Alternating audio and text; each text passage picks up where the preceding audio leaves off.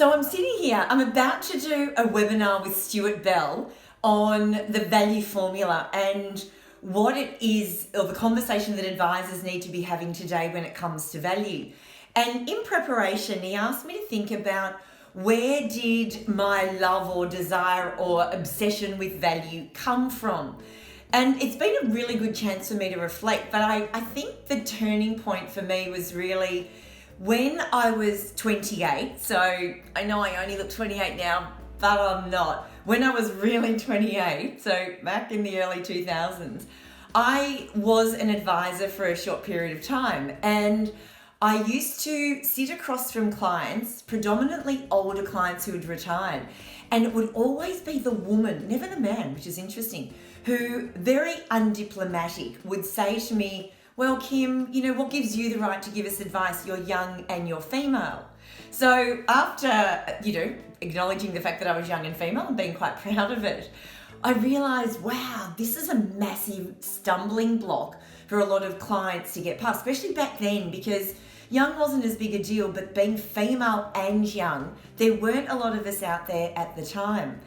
And as much as while I still remained an advisor, I don't think I ever really nailed it.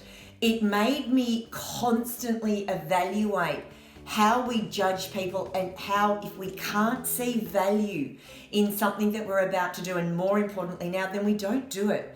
Sadly, it's made me become an absolute disaster of a client, because everywhere I go, I'm always looking for what's in it for me, what's the value all about, is this worth the money that I'm about to outlay, could I do it better elsewhere or by myself?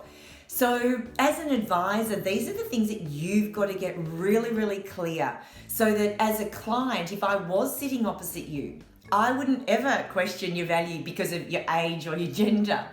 But I would be able to understand, based on how you explain things, the type of work you can do, the type of transformation that you could create, that really I couldn't do this on my own as well as I could do it with your help. And that help is actually worth paying for. So for those of you who are about to join me on the webinar, fantastic. For those who aren't, it is being recorded. And if you're interested, I will flick a copy out and you can see what you make of it. Because after all, you are a valuable advisor.